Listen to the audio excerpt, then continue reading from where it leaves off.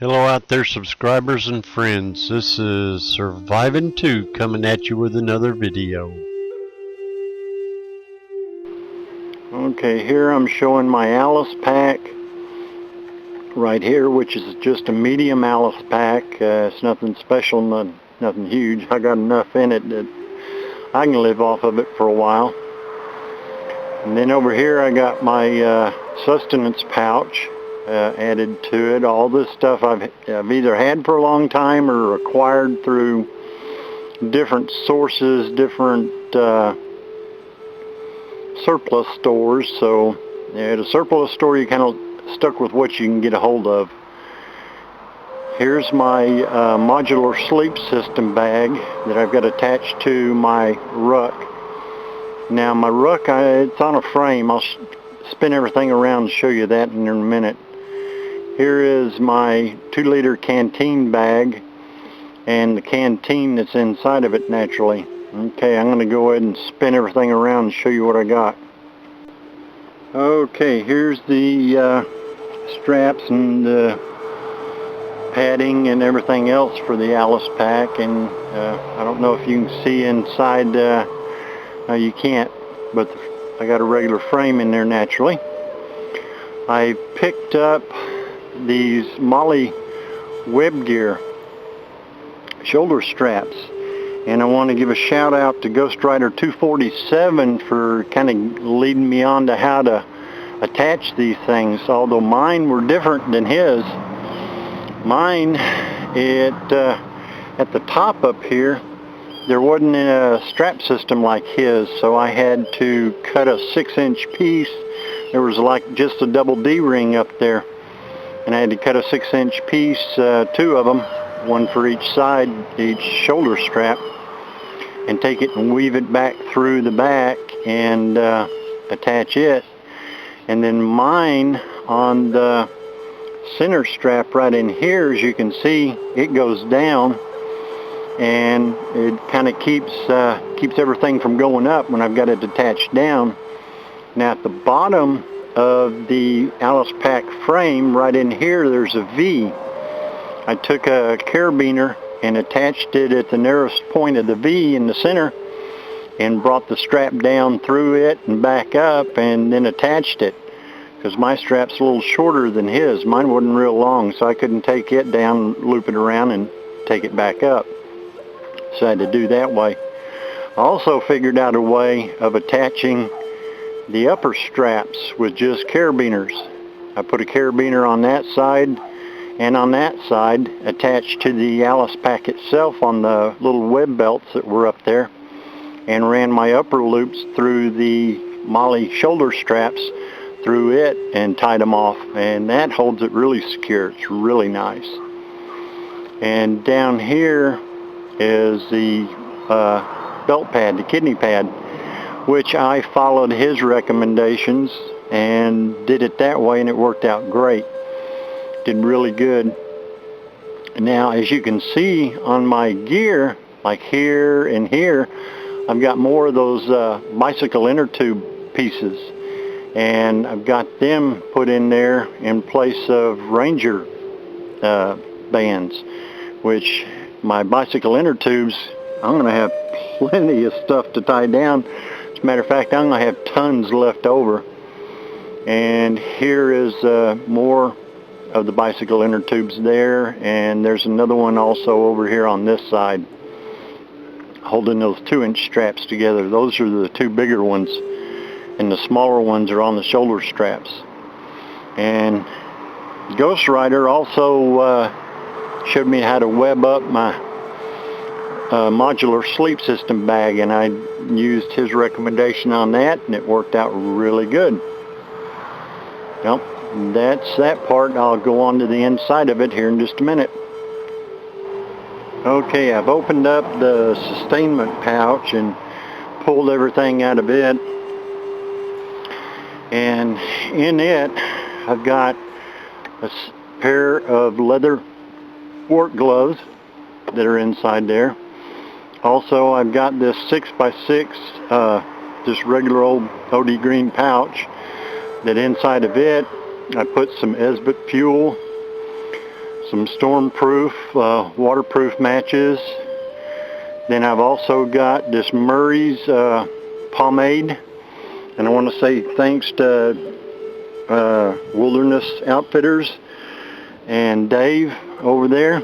He, on one of his videos, led me onto that. That's some good stuff to start a fire with. You can take cotton balls, put in there, and it'll start up great. Then also I've got in there beeswax. That also came from Dave, one of his videos.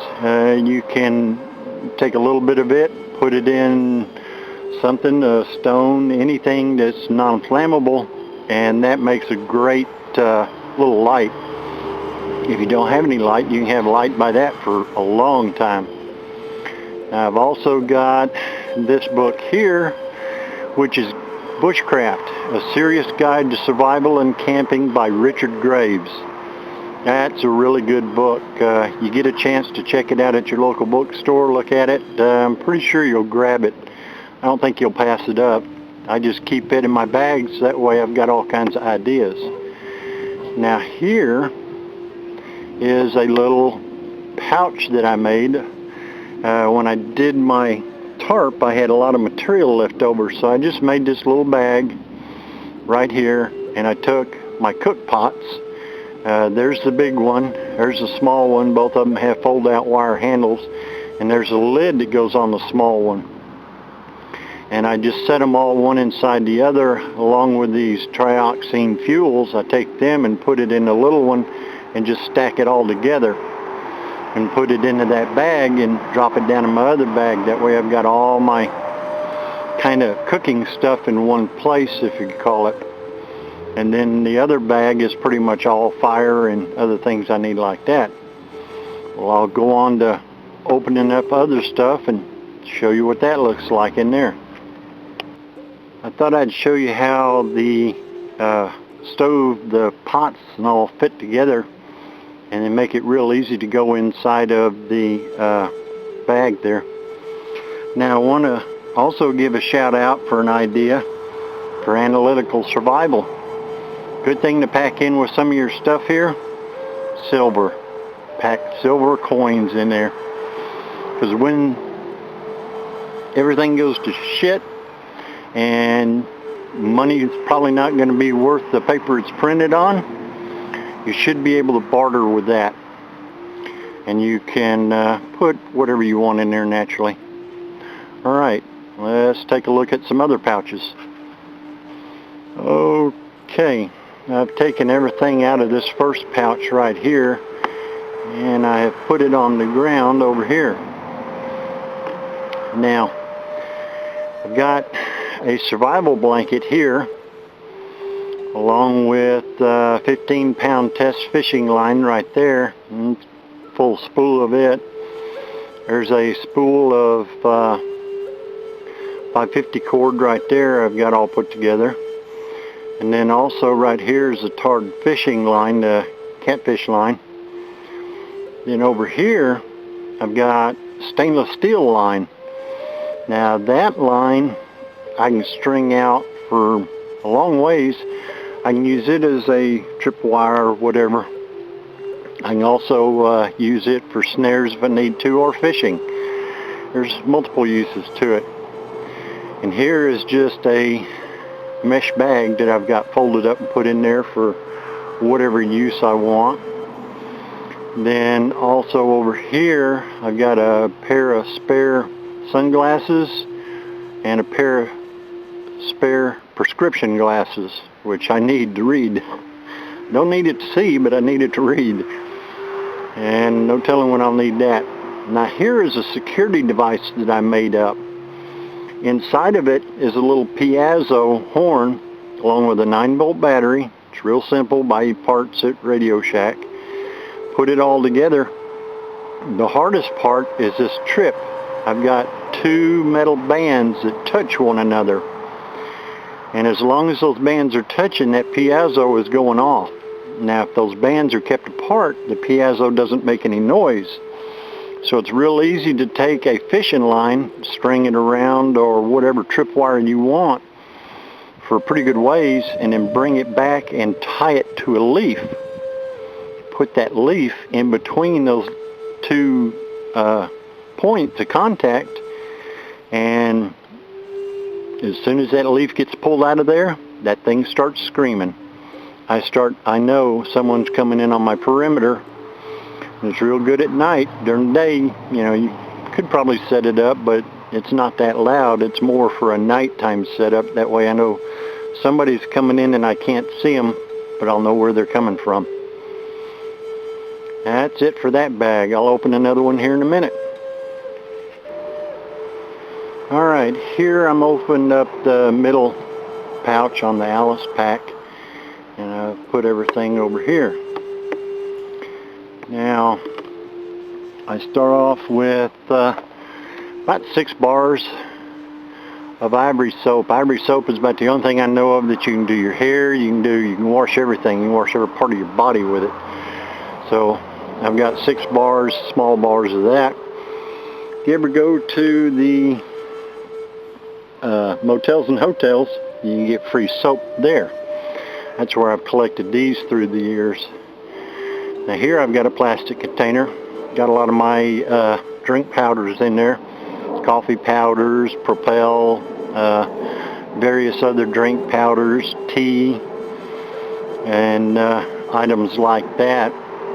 Now I've got each one of these numbered. Right here is my number 1.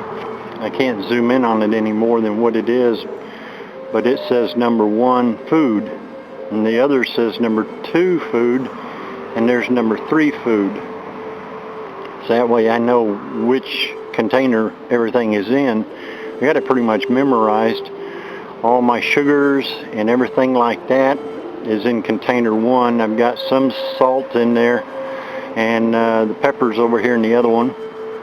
And in the third one I've got a lot of Jack Links, bouillon cubes, different items like that in there. So that way I've got plenty there. Now this other container right here, this plastic Ziploc bag, has just got more salt and pepper I've gathered. And then this container right here, this Ziploc bag, has got different sauces, different condiments, honey, ketchup, just sauce, Arby's sauce, and other things like that that I can take and mix in with meals to make them a little more palatable if I need to. Here's just a 5x7 notepad. I just keep it in there just because there's space in there. And also 3 more Siloam lights. And naturally they're the 12-hour. All 3 of them are green. So that's about it for that pouch. I'll go on to another one.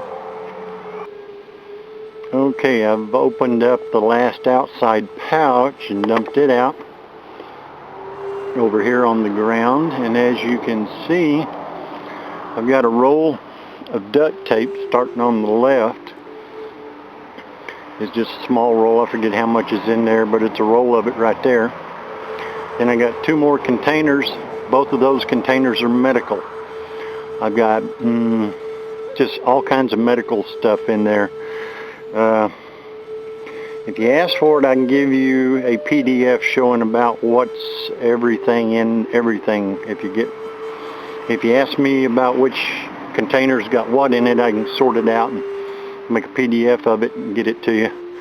Now here is just regular Band-Aids, all different sizes. A really big one, a couple of really big ones. Those are good if you need to cut them down, you can, and you can tape them on. Or if you got smaller ones, you can use them. There's also a hand crank light. It's real good for if you don't have any batteries or anything, you got a hand crank light. It'll go 1 LED or all 3 LEDs. It'll last a pretty good while. Then I got a regular strap-on headlight that's got AA batteries in it. And they go in that little blue bag that's right behind them, and then all that goes in the top of the pouch. And that's it for that pouch. I'll open another one and show you it here in a minute. Alright, here I am opening up the top of the Alice pack. And in the top of it, I've got only a few things, important papers that I need, like insurance papers, birth certificate papers, military papers, any other kind of papers you need that you might need instant access to or readily have accessible to prove you live where you live if you're going back, or to prove who you are if you're out and away. Now I've also got a strap laying down there. It's for my 2-liter canteen bag, or it's for many other bags. A sustenance pouch bag. It has D-rings on it that you can clip this to, so it's just a multi-use strap that I can clip to something.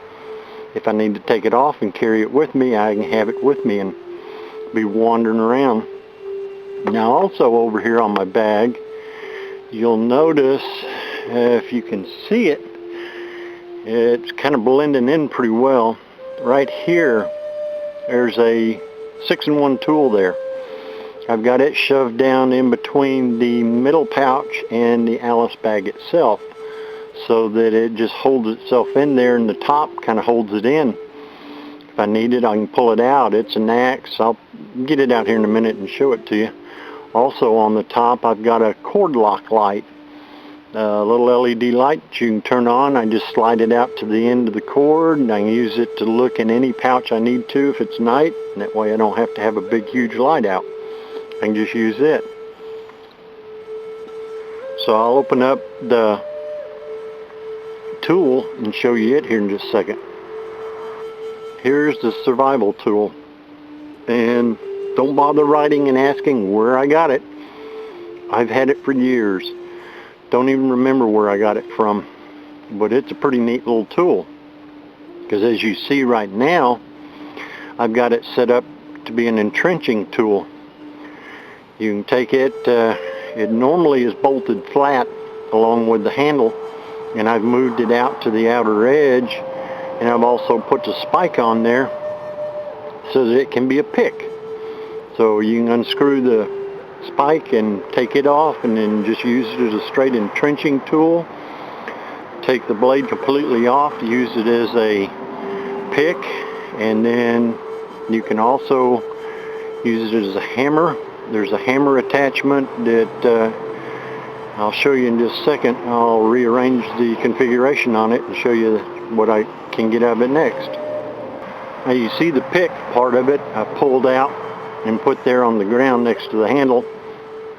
In the butt of the handle is screwed in a hammerhead, and I've taken attached the hammerhead to the right end of it, and I reconfigured the blade to become an axe. And let me tell you, that puppy is sharp.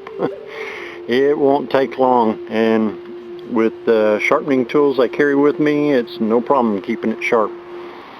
So it's just a good all-around tool. I can use it for multiple things. You can just imagine, your imagination can run wild with it, as long as you could bolt something on there. I've taken everything out of the top pouch in my Alice bag, and I put it over here on the ground. Now I've got my BDUs rolled up real nice and tight and tied together, so that way when I'm out I can pull them out, put them on, have a separate set of clothes. I'm going to get some waterproof bags and put them in them, so that way nothing will get wet. Same way with the socks that's in the center of the white. They're high top socks. They're just regular old cotton socks, so they should do fair.